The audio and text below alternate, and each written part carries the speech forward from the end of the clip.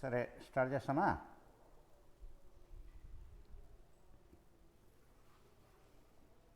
Good morning dear students, good morning. నిన్నటి క్లాసులో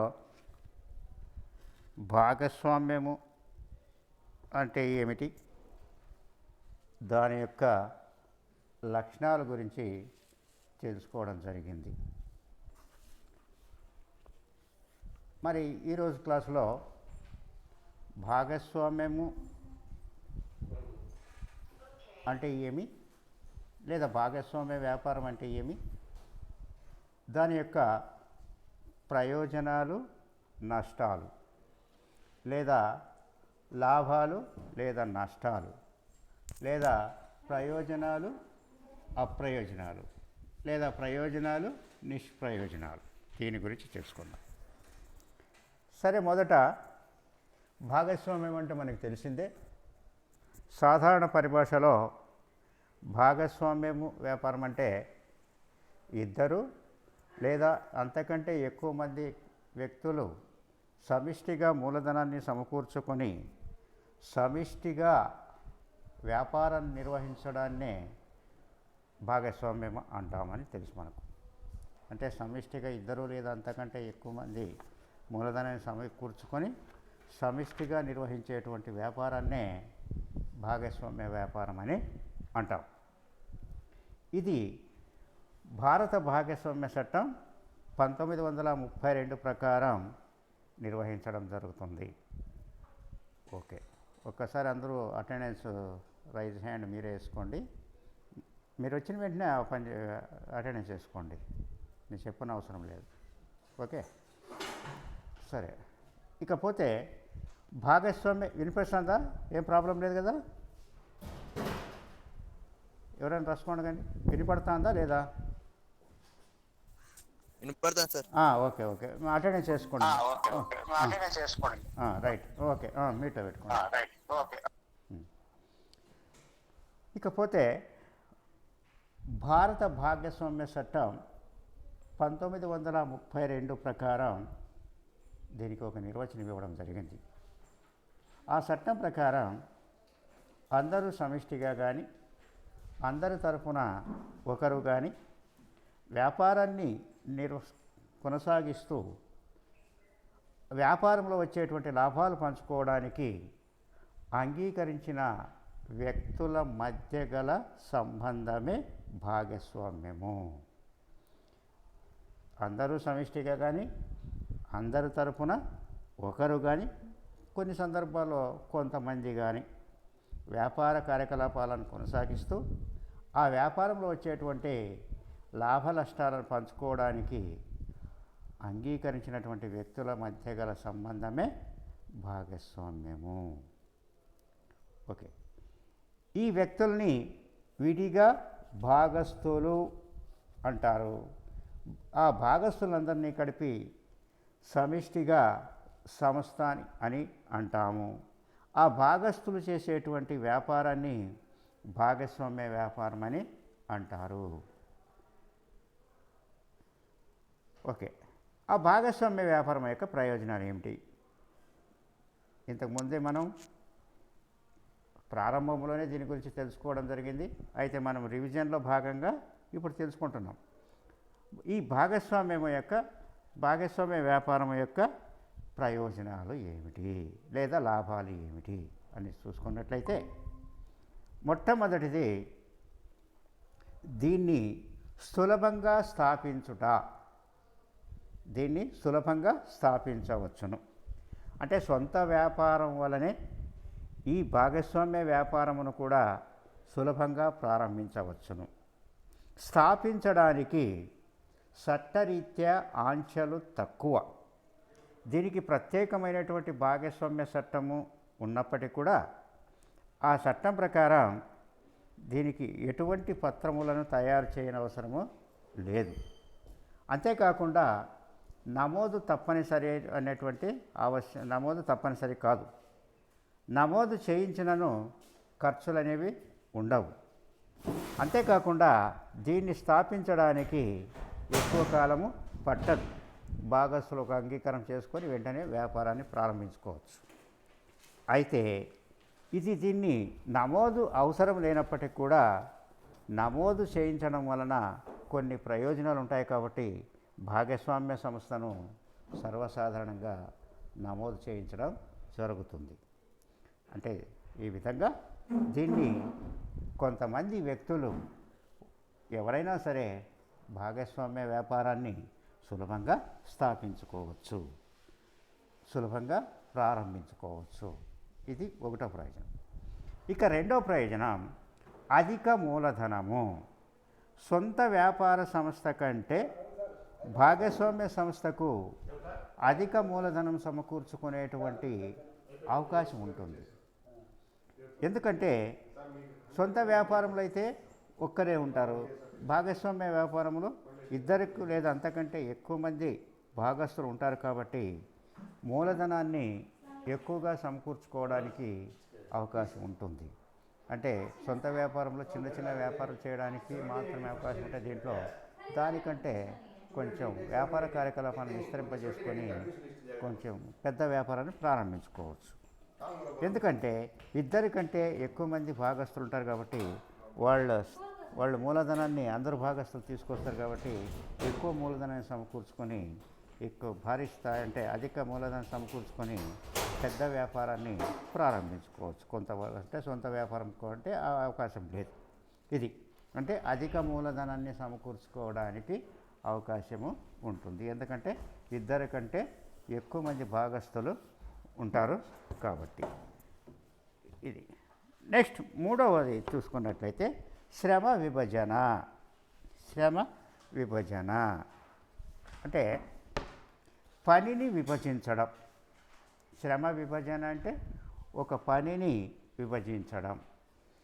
ఆ పనిని వివిధ అంటే సంస్థలోని సిబ్బంది యొక్క శక్తి సామర్థ్యాలను బట్టి, నైపుణ్యాన్ని బట్టి వివిధ వర్గాలుగా విభజించి ఆయా వ్యక్తులకు అప్పగించడం.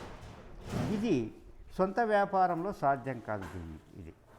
కానీ భాగస్వామ్య వ్యాపారంలో ఇద్దరికంటే ఎక్కువ మంది ఉంటారు కాబట్టి, అంతేకాకుండా ఆ భాగస్వామ్యంలో శ్రమ దాన్ని భాగస్తులు వారి శక్తి సామర్థ్యాలను, వ్యాపార అనుభవాన్ని, నిర్వహణ నైపుణ్యం కలిగి ఉంటారు కాబట్టి వివిధ వ్యవహారాలని వాళ్ళ యొక్క నైపుణ్యాన్ని బట్టి విభజించి ఆ వ్యాపార కార్యకలాపాన్ని సమర్థవంతంగా నిర్వహించవచ్చు.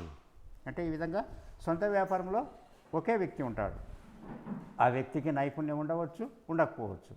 ఒకే వ్యక్తి ఉంటాడు కాబట్టి శ్రమ విభజనకు అవకాశం లేదు అక్కడ సొంత వ్యాపారంలో. కానీ భాగస్వామ్య వ్యాపారంలో ఇద్దరికంటే ఎక్కువ మంది ఉంటారు. బ్యాంకింగ్ వ్యాపారం అయితే 10 మంది వరకు ఉండవచ్చు, ఇతర వ్యాపారాలు అయితే 20 మంది వరకు ఉండవచ్చు. కాబట్టి వారి యొక్క శక్తి సామర్థ్యాలను బట్టి, వారి యొక్క నిర్వహణ సామర్థ్యాలను బట్టి పనిని విభజించి వ్యాపార కార్యకలాపాలని సమర్థవంతంగా నిర్వహించడానికి ఈ భాగస్వామ్య వ్యాపారంలో అవకాశము ఉంటుంది. ఈ విధంగా శ్రమ విభజన చేయొచ్చు. ఇక ఐదోది ఏమంటే మంచి నిర్ణయాలు. మంచి నిర్ణయాలు. నందీష్ కుమార్ మీట్లో పెట్టుకో. రైజ్ హ్యాండ్ అందరూ చేసుకోండి, మిగతా వాళ్ళు కూడా అటెండెన్స్ చేసుకోండి మీరే. సరే, మంచి నిర్ణయాలు. భాగస్వామ్య సంస్థలో ప్రతి భాగస్తునికి కూడా వ్యాపార నిర్వహణలో పాల్గొనేటువంటి హక్కు ఉంటుంది. ప్రతి భాగస్తుడు కూడా వ్యాపార నిర్వహణలో పాల్గొనవచ్చును. అంతేకాకుండా వాళ్ళు పాల్గొనేటువంటి హక్కు కూడా ఉంటుంది కాబట్టి ముఖ్యమైనటువంటి నిర్ణయాలను ఇతర భాగస్తులందరినీ సంప్రదించి అందరి అనుమతి తీసుకోవడం జరుగుతుంది. అంటే ఏదైనా వ్యాపారానికి సంబంధించినటువంటి నిర్ణయం తీసుకోవాలంటే ఇతర భాగస్తులందరి యొక్క అభిప్రాయాలని తీసుకోవడం జరుగుతుంది. కాబట్టి వాళ్ళందరినీ సంప్రదించి మంచి నిర్ణయాలు తీసుకోవడానికి అవకాశము ఉంటుంది. ఆ నిర్ణయాలు సర్వసాధారణంగా సముచితంగాను, తద్వారా వ్యాపార అవకాశాలను లాభదాయకంగా ఉపయోగించుకోవచ్చు. అంటే ఒకరు సొంత వ్యాపారంలో అయితే ఈ అవకాశం లేదు, అతడే నిర్ణయాలు తీసుకుంటాడు. ఆ నిర్ణయాలు సముచితమైనవా కాకపోవచ్చు, ఆ సమస్య అవి కాకపోతే వచ్చేటువంటి నష్టాన్ని అంతా అతనే భరించాలి. కానీ ఇక్కడ 10 మంది 20 మంది వరకు భాగస్తులు ఉంటారు కాబట్టి ఒక్కొక్కరి అభిప్రాయం ఒక్కొక్క విధంగా ఉంటుంది కాబట్టి అందరూ ఆలోచన చేసి మంచి నిర్ణయాలు తీసుకొని వ్యాపారాన్ని సమర్థవంతంగా సముచితంగా సాఫీగా అవి కొనసాగడానికి అవకాశం అనేది ఉంటుంది. నెక్స్ట్ త్వరిత మార్పులు మారుతున్నటువంటి పరిస్థితులకు అనుగుణంగా వ్యాపార స్వభావాన్ని ఆ వ్యాపారం యొక్క కేంద్రాన్ని భాగస్తులు తమ ఇష్ట ప్రకారం సులభంగా మార్చుకోవచ్చు. వాళ్ళు వ్యాపార స్వభావాన్ని కానీ లేదా ఆ స్థలాన్ని కానీ మార్చాలంటే ఆ భాగస్తుల మధ్య వాళ్ళు అంటే భాగస్తులందరూ కూడా ఒక అభిప్రాయానికి వచ్చి దాన్ని సులభంగా మార్చవచ్చు. వాళ్ళ మధ్య సామరస్యం ఉన్నంత వరకు అందరికీ లాభదాయకమైనది అయినటువంటి మార్పులను ఎన్నిటినైనా చేయవచ్చు. అంటే ఒక ప్రాంతం నుంచి ఇంకొక ప్రాంతానికి వ్యాపారం మార్చుకోవచ్చు, లేదా వ్యాపార స్వభావాన్ని మార్చుకోవచ్చు. ఎంతవరకు వాళ్ళ మధ్య సామరస్య భావం ఉన్నంత వరకు ఎన్ని మార్పులైనా చేసుకోవచ్చు. వాళ్ళ అభిప్రాయం అంతే అందరూ భాగస్తుల నిర్ణయం తీసుకొని. కాబట్టి ఏదైనా లాభదాయకం కానటువంటి వ్యాపారాన్ని ఉన్నట్లయితే దాన్ని మార్చుకొని ఇంకొక వ్యాపారాన్ని ప్రారంభించడానికి ఇందులో అవకాశం అనేది ఉంటుంది. ఇంకొక ప్రాంతానికి మార్చుకోవచ్చు, సులభంగా మార్చుకోవచ్చు. నెక్స్ట్ ప్రయోజనం అధిక పరపతి. అంటే భాగస్వామ్య సంస్థకు అధిక పరపతిని సమకూర్చుకునేటువంటి ప్రయోజనం ఉంది. అంటే ఎక్కువ రుణాలని సమకూర్చుకునేటువంటి ప్రయోజనము ఉంది. దానికి కారణం ఏంటంటే సొంత ఎవరన్నా డిస్టర్బెన్స్ వస్తుంది? నవీన్, హలో నవీన్, మీట్లో పెట్టుకో, డిస్టర్బెన్స్ వస్తుంది నాకు. హలో, వినపడుతుందా? కే నవీన్,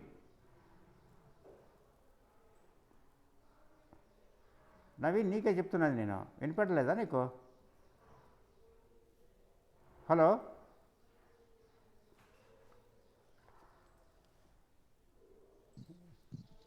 సార్ చెప్పండి సార్. వినిపిస్తుంది కదా? అవును సార్, వినపడుతుంది సార్. సరే.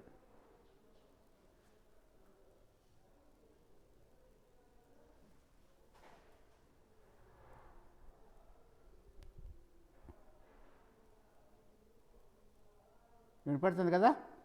ఇక్కడ ఏమో నెట్ ప్రాబ్లం ఉన్నట్లుంది. వినిపిస్తుంది కదా? ఓకే, వినపడుతుందా లేదా?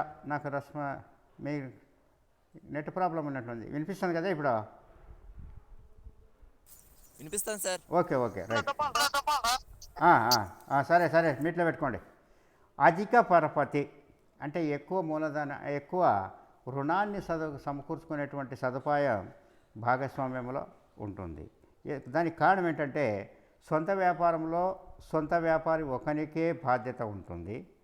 ఇందులో భాగస్తులందరికీ కూడా అపరిమితమైనటువంటి వ్యక్తిగతమైనటువంటి సమిష్టిగతమైనటువంటి రుణ బాధ్యత ఉంటుంది. కాబట్టి అందరికీ బాధ్యత ఉంటుంది. కాబట్టి తమ రుణాన్ని అంటే తమ మొత్తం ఎక్కడా పోదు, తిరిగి వస్తుందనేటువంటి నమ్మకంతో ఎవరైనా అప్పు ఇవ్వడానికి ముందుకు రావడం జరుగుతుంది. కాబట్టి సంస్థ ఆస్తుల విలువే కాకుండా భాగస్తుల యొక్క వ్యక్తిగత ఆస్తుల విలువ పలుకుబడి కూడా భాగస్వామ్య సంస్థ యొక్క పరపతిని పెంచుతాయి. అంటే కేవలం భాగస్వామ్య 10 మంది 20 మంది వరకు భాగస్తులుగా వచ్చి ఒక్కొక్కరికి పలుకుబడి ఉంటుంది. వాళ్ళ యొక్క అంటే కేవలం సంస్థ యొక్క ఆస్తులు మాత్రమే కాకుండా వాళ్ళ యొక్క పలుకుబడిని ఉపయోగించి సంస్థకు ఎక్కువ పరపతిని సమకూర్చుకొని ఎక్కువ రుణాన్ని సమకూర్చుకొని వ్యాపార కార్యకలాపాన్ని విస్తరింపజేసుకోవడానికి అవకాశం అనేది ఉంటుంది. అదే భాగస్వామ్యంలో అయితే ఒకే వ్యక్తి ఉంటాడు, ఎక్కువ మూలధనాన్ని సమకూర్చుకోలేడు, ఎక్కువ పరపతిని సమకూర్చుకోలేడు అతడే. కాబట్టి దీంట్లో 10 మంది 20 మంది వరకు ఉండవచ్చు. తర్వాత 8వది వినియోగదారులతో ప్రత్యక్ష సంబంధము. వినియోగదారులతో ప్రత్యక్ష సంబంధం. సొంత వ్యాపారంలో కంటే భాగస్వామ్య వ్యాపారంలో భాగస్తుల సంఖ్య ఎక్కువ కాబట్టి సొంత వ్యాపారంలో ఒక్కరు, దీంట్లో కనీసం ఇద్దరు. బ్యాంకింగ్ వ్యాపారం అయితే 10 మంది, ఇతర వ్యాపారాలు అయితే 20 మంది వరకు ఉండవచ్చు. కాబట్టి భాగస్తులు తమ ఖాతాదారులతో మంచి సంబంధాలను అభివృద్ధి చేసుకొని వినియోగదారులతో వాళ్ళ అభిరుచులకు అనుగుణంగా పరిగణలోకి తీసుకొని వ్యాపారంలో వ్యాపార పద్ధతుల్లో మార్పులు తీసుకురావచ్చు. అంటే దీంట్లో ఒకరికంటే ఎక్కువ మంది ఇద్దరు లేదా 10-20 మంది కానీ 10 మంది కానీ ఉంటారు కాబట్టి వాళ్ళు మంచి సంబంధాలు వినియోగదారులతో ఏర్పాటు చేసుకునేటువంటి అవకాశాలు ఎక్కువగా ఉంటాయి. ఆ వాళ్ళ ప్రత్యక్ష పరిచయాలు ఏర్పాటు చేసుకోవడం వల్ల వాళ్ళ యొక్క అభిప్రాయాల్ని, వాళ్ళ యొక్క అభిరుచుల్ని వ్యాపారంలో వచ్చేటువంటి వ్యాపార పద్ధతుల్లో ఏమైనా మార్పులు చేయవలసి వచ్చినట్లయితే వాటిని చేసుకోవచ్చు. తర్వాత అల్పసంఖ్యాకులకు పరిరక్షణ. అల్పసంఖ్యాకులైనటువంటి భాగస్తుల హక్కులకు ఇందులో రక్షణ అనేది ఉంటుంది. ప్రతి భాగస్తునికి వ్యాపార నిర్వహణలో ప్రాతినిధ్యం ఉంటుంది కాబట్టి, అంటే వ్యాపారంలో పాల్గొనేటువంటి హక్కు ఉంటుంది కాబట్టి ముఖ్య అంశాల మీద భాగస్తులందరి అంగీకారం ఉండాలి. ఏ భాగస్తుడైనా అసంతృప్తి చెందినట్లయితే భాగస్వామ్యం నుంచి వైదొలిగి నిష్క్రమించి సంస్థను రద్దు చేయించవచ్చు. కాబట్టి అతనికి అందరికీ స్వల్ప సంఖ్యాకులు వాళ్ళు నిర్వహణలో పాల్గొనకపోయినప్పటికీ కూడా వాళ్ళ అభిప్రాయానికి ప్రాముఖ్యం అనేది ఉంటుంది. కాబట్టి ఎవరైనా అసంతృప్తి చెందినట్లయితే వాళ్ళు వెంటనే వాళ్ళకి రావాల్సినటువంటి మొత్తాన్ని రాబట్టుకొని వెంటనే బయటకు పోవచ్చు. ఇది. ఇక లాస్ట్ది నష్టబాధ్యత తక్కువ. వ్యాపారంలో ఏ వ్యాపారంలో అయినా లాభాలు మాత్రమే వస్తాయనేటువంటి గ్యారెంటీ లేదు, నష్టాలు కూడా రావచ్చు. ఒకవేళ నష్టాలు వచ్చినట్లయితే ఆ నష్టాలని సొంత వ్యాపారంలో అయితే ఒకే వ్యక్తి భరించాలి. కాబట్టి ఎక్కువ నష్టం వచ్చినట్లయితే అతని సొంత ఆస్తుల నుంచి కూడా చెల్లించవలసి ఉంటుంది. ఇక్కడ కూడా వాళ్ళ యొక్క సొంత ఆస్తుల నుంచి చెల్లించవాలనుకోండి. కాకపోతే భాగస్తులందరూ కూడా నష్టాలను పంచుకుంటారు కాబట్టి ఆ నష్ట బాధ్యత అనేది తక్కువగా ఉంటుంది. ఒకరు భరించేదానికి 10 మంది భరించేదానికి తేడాగా ఉంటుంది కదా, ఆ విధంగా వాళ్ళు నష్ట బాధ్యత అనేది తక్కువగా ఉంటుంది. ఆ నష్టాన్ని భాగస్తులందరూ వాళ్ళ నిష్పత్తి ప్రకారం పంచుకుంటారు కాబట్టి నష్ట బాధ్యత అనేది తక్కువగా ఉంటుంది. ఈ విధంగా ఈ 10 లాభాలు ఉన్నాయి. 1 సులభంగా స్థాపించుట, 2 అధిక మూలధనము, 3 నిర్వహణ సామర్థ్యము, 4 శ్రమ విభజన, 5 మంచి నిర్ణయాలు, 6 త్వరిత మార్పులు, 7 అధిక పరపతి, 8 వినియోగదారులతో ప్రత్యక్ష సంబంధం, 9 అల్పసంఖ్యాకులకు పరిరక్షణ, 10 నష్టబాధ్యత తక్కువ. ఇవన్నీ బాగా గుర్తుపెట్టుకోవాలి మీరు.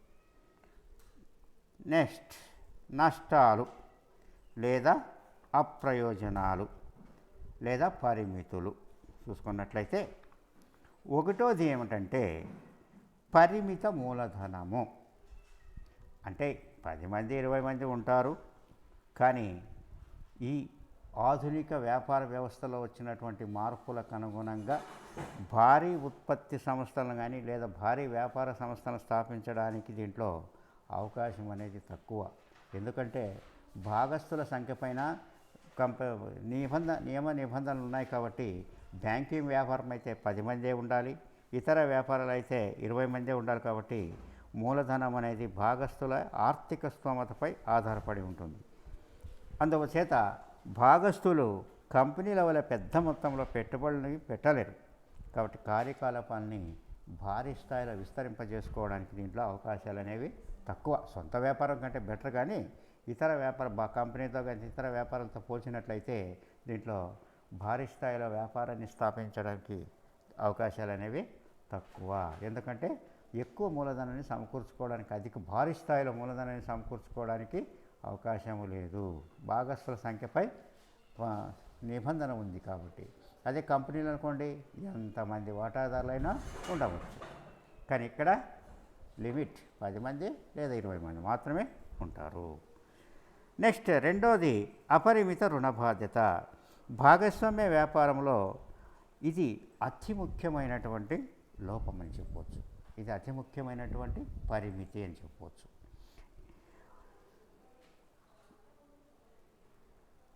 అంటే ఇక్కడ భాగస్థుల యొక్క రుణ బాధ్యత ఏ విధంగా ఉంటుంది? అపరిమితము, సమిష్టిగతము, వ్యక్తిగతంగా ఉంటుంది. అంటే ఆ సంస్థ యొక్క అప్పులను తీర్చేటువంటి సమయంలో వాళ్ళందరూ కూడా వ్యక్తిగతంగా బాధ్యులే అవుతారు. అంటే వ్యాపారంలో నష్టాలు ఎక్కువగా వచ్చే దివాలా తీసినట్లయితే ఆ సంస్థ అప్పులు సంస్థ యొక్క ఆస్తుల కంటే ఎక్కువగా ఉన్నట్లయితే వాటిని భాగస్థులు తమ సొంత ఆస్తుల నుంచి చెల్లించవలసి ఉంటుంది. అంటే వాళ్ళు తమ మూలధనము ఏనే కాక వారి యొక్క సొంత ఆస్తులను కూడా పోగొట్టుకోవలసి ఉంటుంది. కాబట్టి భాగస్వామ్యంలో భాగస్థుల యొక్క వ్యక్తిగత ఆస్తులకు రక్షణ అనేది ఉండదు. వాళ్ళు సొంత ఆస్తులను కూడా పోగొట్టుకోవలసి ఉంటుంది. అంటే ఒకవేళ నష్టాలు వచ్చి వ్యాపారంలో లాభాలు వస్తే పర్వాలేదు, కానీ నష్టాలు వచ్చి అది రద్దు చేసినప్పుడు వాళ్ళ భాగస్థులు తమ సొంత ఆస్తుల నుంచి కూడా పోగొట్టుకోవాల్సి ఉంటుంది. కాబట్టి భాగస్వామ్య సంస్థలోని భాగస్థుల యొక్క సొంత ఆస్తులకు రక్షణ అనేది ఉండదు. ఈ కారణం చేత ఎక్కువ మంది ఈ భాగస్వామ్యాలు చేరడానికి ఆసక్తిని చూపించరు, అయిష్టతను చూపిస్తారు. ఇది నెక్స్ట్, నిర్ణయాలు తీసుకొనుటలో జాప్యము. అంటే ఏదైనా వ్యాపారానికి సంబంధించి నిర్ణయాలు తీసుకోవాలంటే అందరు భాగస్థుల యొక్క అభిప్రాయాలు తీసుకోవాలి. అంతేకాకుండా అందరి భాగస్థులందరికీ కూడా నిర్వహణలో పాల్గొనేటువంటి హక్కు ఉంటుంది. నిర్ణయాలు తీసుకునేటప్పుడు అందరి భాగస్థులు తమ అభిప్రాయాన్ని తెలియజేయడానికి హక్కు అనేది ఉంటుంది. ఏదైనా వ్యాపారానికి సంబంధించి ముఖ్యమైనటువంటి నిర్ణయం తీసుకోవాలంటే అందరు భాగస్థులు అంగీకరించాలి. భాగస్థులు నిర్ణయించడానికి భాగస్థులందరూ ఒకరితో ఒకరు సంప్రదించుకొని నిర్ణయాలు తీసుకోవడానికి కొంత సమయం పట్టవచ్చును. అందరి అభిప్రాయాలు సేకరించడానికి కొంత సమయం పట్టుతుందన్నమాట. భేదాభిప్రాయాలు ఉన్నచో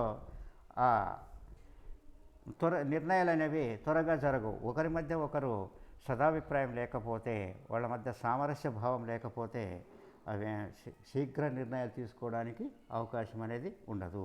అటువంటప్పుడు లాభదాయకమైనటువంటి వ్యాపార అవకాశాలు చేజారుతాయి.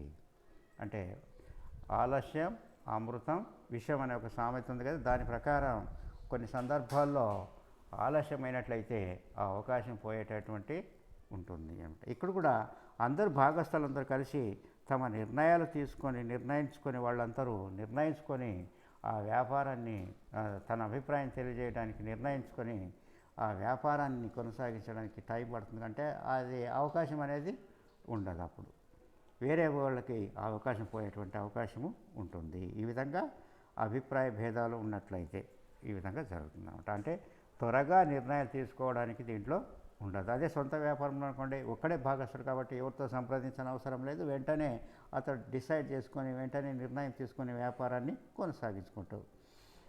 నెక్స్ట్ 4వది, వాటాల బదిలీకి అవకాశం లేదు. భాగస్థులు సంస్థలోని తమ వాటాల్ని ఇతరులకు స్వేచ్ఛగా బదిలీ చేయడానికి కానీ అమ్ముకోవడానికి కానీ వీలు లేదు. అమ్ముకోవడానికి వీలు లేదు.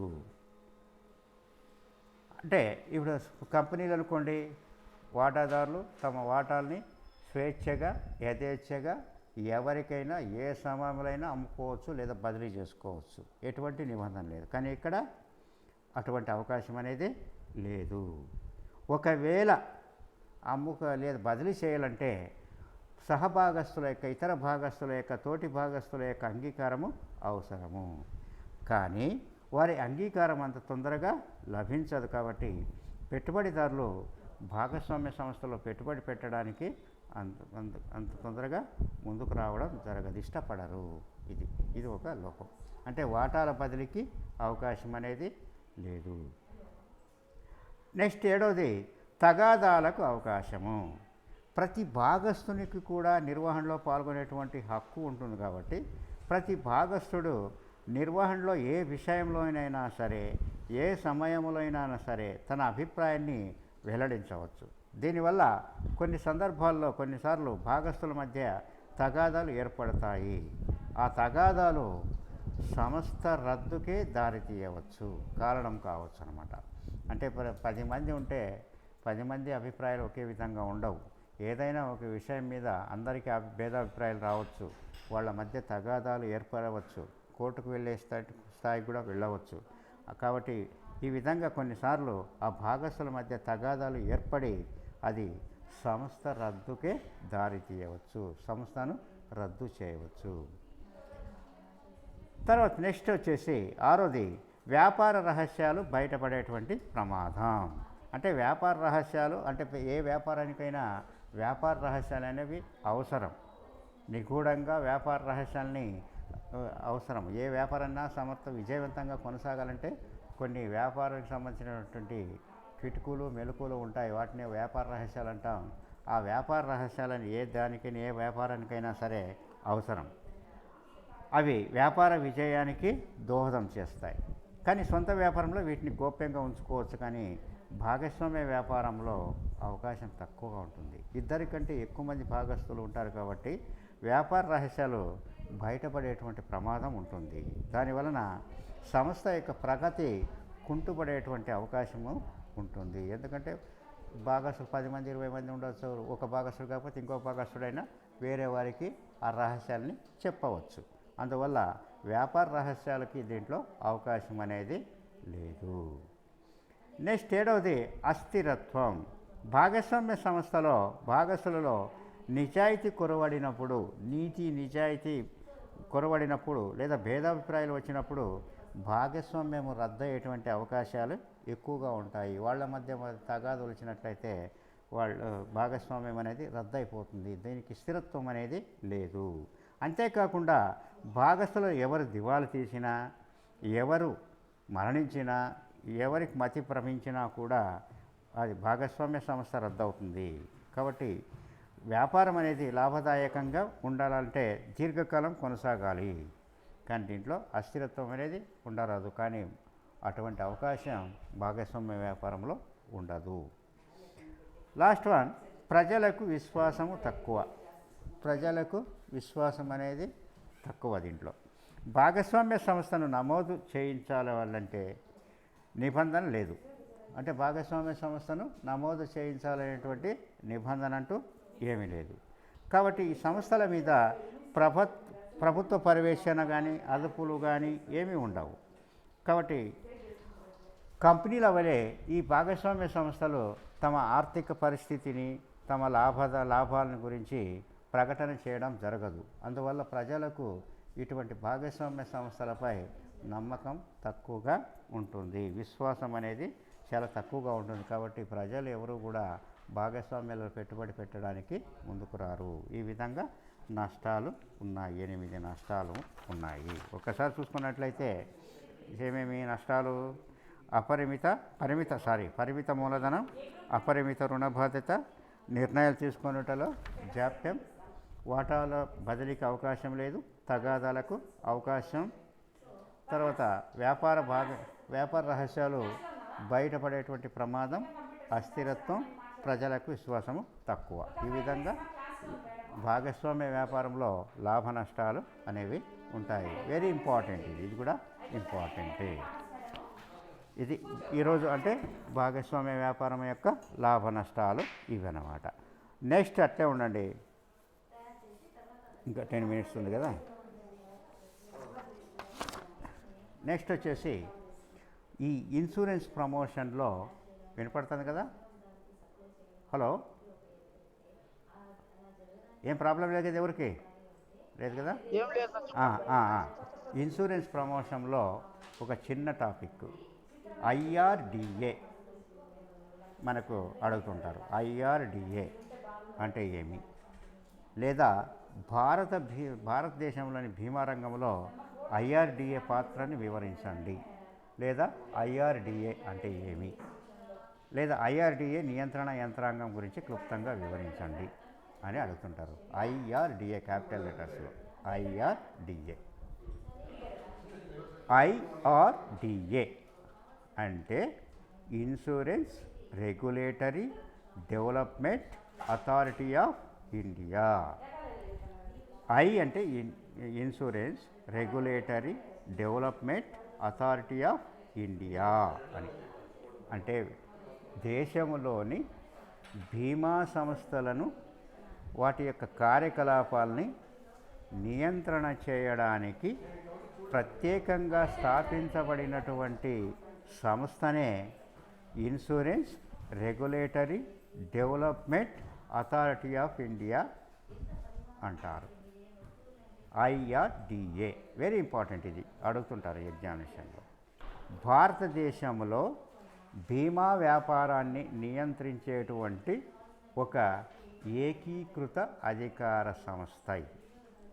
భారత ప్రభుత్వం ఈ ఐఆర్డిఏని అంటే insurance regulatory development authority of ఇండియాని ఐఆర్డిఏ చట్టం 1999 ప్రకారం 2000 ఏప్రిల్లో దీన్ని స్థాపించడం జరిగింది. ఐఆర్డిఏని స్థాపించడం జరిగింది. దీని యొక్క ప్రధాన కార్యాలయం హైదరాబాద్లో ఉంది. భారతదేశంలో ఈ ఐఆర్డిఏ అనేది జీవిత బీమాకు సంబంధించి, సాధారణ బీమాకు సంబంధించి ఆ కార్యకలాపాలను కొనసాగించేటువంటి సంస్థలను పరిపాలించేటువంటి, నియంత్రించేటువంటి సంస్థ ఇది. అంటే ఇప్పుడు మీకు తెలిసే ఉంటుంది, బ్యాంకులకు రిజర్వ్ బ్యాంక్ ఆఫ్ ఇండియా ఎటువంటిదో ఇన్సూరెన్స్ సంస్థలకు, బీమా సంస్థలకు ఈ ఐఆర్డిఏ అనేది కూడా అటువంటిదే. ఇది మనకి ఇప్పుడు గుర్తుపెట్టుకోవాల్సింది. ఈ ఐఆర్డిఏ చట్టం ప్రకారం 1999 ప్రకారం మన దేశంలో దీన్ని 2000 ఏప్రిల్లో ప్రారంభించడం జరిగింది, అమల్లోకి వచ్చింది.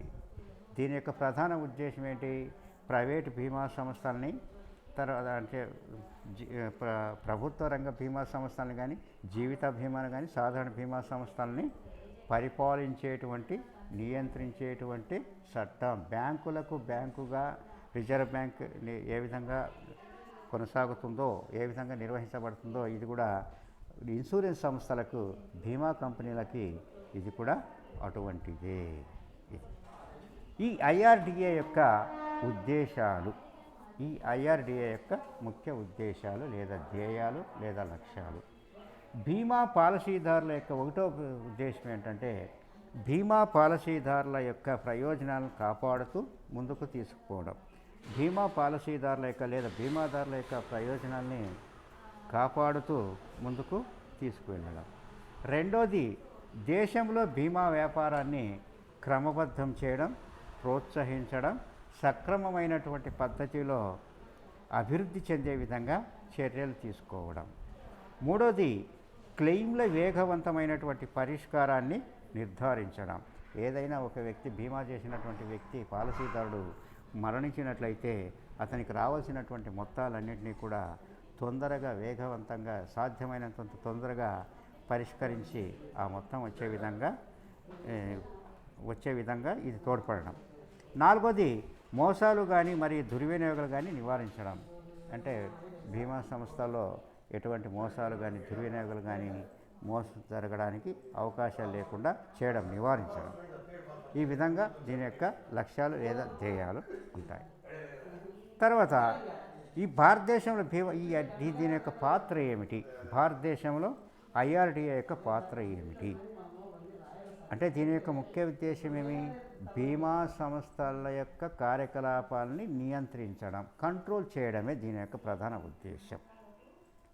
సరే, దీని యొక్క పాత్ర ఏమిటి అని తీసుకున్నట్లయితే, బీమా పాలసీదారుల ప్రయోజనాలను కాపాడడం మరియు తగినటువంటి తోడ్పాటును అందించడం. బీమా పాలసీదారులకు ఏ ప్రయోజనాలు రావాలో ఆ ప్రయోజనాన్ని కాపాడమే కాకుండా వాళ్ళకి తగినటువంటి తోడ్పాటును, తగినటువంటి సహాయాన్ని అందించడం.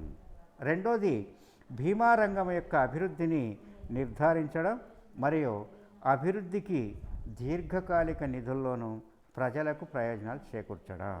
అంటే ఈ వ్యాపార సంస్థ ఏ విధంగా అయితే రిజర్వ్ నిధులను ఏర్పాటు చేసుకుంటుందో, అదేవిధంగా బీమా సంస్థలు కూడా నిధులను ఏర్పాటు చేసి ప్రయోజనాలకు ప్రజలకు అంటే పాలసీదారులకు ఉపయోగపడే విధంగా వాటిని ఉపయోగించడం.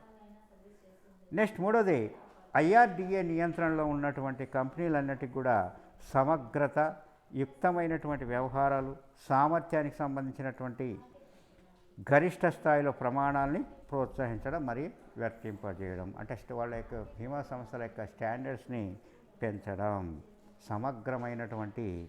సమగ్రంగా యుక్తమైనటువంటి వ్యవహారాల్ని సంబంధించి గరిష్ట స్థాయిలో ప్రోత్సహించడం. నాలుగోది, బీమా పాలసీదారులతో ఒప్పందం కుదుర్చుకునేటప్పుడు స్పష్టంగా మరియు ఖచ్చితంగా ఉండేటట్లు చూడడం, అటువంటి ఖచ్చితంగా ధృవీకరించడం. అలాగే బీమా రంగం అమలు చేస్తున్నటువంటి వివిధ ప్రణాళికలు, పాలసీల గురించి బీమా పాలసీదారులకు అవగాహన కల్పించడం. అంటే బీమా సంస్థ సాధారణ బీమా కానీ జీవిత బీమా కానీ ఏ పాలసీలను అందిస్తున్నాయి, వాటి యొక్క బెనిఫిట్స్ ఏమి, వాటి యొక్క ప్రయోజనాలు ఏమి, అన్నిటిపైన కూడా అవగాహన కల్పించడం. ఏదైనా పాలసీదారులకు బీమా సంస్థకు వివాదాలు ఏర్పడినట్లయితే వాటిని వేగవంతంగా పరిష్కారం చేయడం. వాళ్ళకి ఏదైనా విషయంలో తగాదాలు ఏర్పడితే వేగవంతంగా పరిష్కారం చేయడం. అంతేకాకుండా ఇంకొక ప్రయోజనం ఏమంటే, ఆవశ్యకమైనటువంటి నిబంధనలతో దైనందినటువంటి కార్యకలాపాల్లో స్వీయ నియంత్రణను ప్రోత్సహించడం. అవసరమైనటువంటి నిబంధనల్ని, తర్వాత రోజువారీ కార్యకలాపాలని వాటిని ప్రవేశపెట్టి ప్రోత్సహించడం. పాలసీదారుల యొక్క ఆసక్తిని రక్షించడం, తద్వారా బీమా వ్యవస్థపై నమ్మకాన్ని కలిగించడం. అంటే పాలసీదారుల యొక్క ఇంట్రెస్ట్ని రక్షించడం, తద్వారా బీమా వ్యవస్థపై ప్రజలకు నమ్మకాన్ని కలిగించడం. ఈ విధంగా బీమా సంస్థ అనేది, అంటే ఐఆర్డిఏ అంటే ఏంటి? Insurance regulatory development authority of India. బ్యాంకులకు, దేశంలోని బ్యాంకులకు రిజర్వ్ బ్యాంక్ ఆఫ్ ఇండియా ఏ విధంగా పనిచేస్తుందో ఇది కూడా బీమా సంస్థలపై కంట్రోల్ అనేది కలిగి ఉంటుంది, పనిచేస్తుంది. అంటే ఇది వాటి యొక్క కార్యకలాపాలని నియమ నిబంధనల ప్రకారము కొనసాగేటట్లు కంట్రోల్ చేస్తుంది. ఈ విధంగా బ్యాంకులు, అంటే బీమా పాలసీ సంస్థలు సమర్థవంతంగా పనిచేయడానికి ఈ ఐఆర్డిఏ అనేది ఎంతగానో తోడ్పడుతుంది. ఈ సంస్థను మొట్టమొదటిసారి చెప్పాలంటే 1991లోనే దీని యొక్క ప్రస్తావన వచ్చింది. అంటే 1991లో మన దేశంలో ప్రైవేట్ సంస్థలు కూడా బీమా రంగంలో ప్రవేశించడం జరిగింది. వాటి యొక్క కార్యకలాపాలను అదుపు చేయడానికి మల్హోత్రా కమిటీ అనేది దీన్ని సిఫార్సు చేసింది. అంటే ఐఆర్డిఏ ఒకటి ఉండాలి, బీమా సంస్థల యొక్క కార్యకలాపాలను నియంత్రణ చేయడానికి, వాటి యొక్క కార్యకలాపాలని కంట్రోల్ చేయడానికి, సమర్థవంతంగా కొనసాగేట్టు చేయడానికి ఒక ఐఆర్డిఏ అనేది ఉండాలి, కంట్రోల్ సంస్థ అనేది ఉండాలని చెప్పి వాళ్ళు సిఫార్సు చేయడం, దాని ఫలితంగానే ఆ ఐఆర్డిఏ ప్రత్యేకమైనటువంటి చట్టం తీసుకురావడం జరిగింది 1999లో. తర్వాత దాని చట్టం ప్రకారం 2000 ఏప్రిల్లో ఈ ఐఆర్డిఏని స్థాపించడం జరిగింది. ఈ విధంగా దీని యొక్క పాత్ర, అంటే దీని యొక్క లక్ష్యాలు, ఉద్దేశాలు, లేదా భారతదేశం బీమా ఐఆర్డిఏ పాత్ర ఈ విధంగా ఉంటుంది. 5 మార్కులకి ఇది అడుగుతుంటారు, లేదా మీ 10 మార్కులకైనా అడగవచ్చు, కానీ ఎక్కువ సందర్భాల్లో 5 మార్కులకైనా ఖచ్చితంగా అడుగుతుంటారు. వెరీ ఇంపార్టెంట్ ఐఆర్డిఏ ఇది. సరే, దీన్ని ఇప్పుడు నేను మీకు వాట్సాప్లో పెడతాను, నోట్స్ రాసుకోండి కావాలంటే. ఐఆర్డిఏ. Okay, right. ఓకేనా?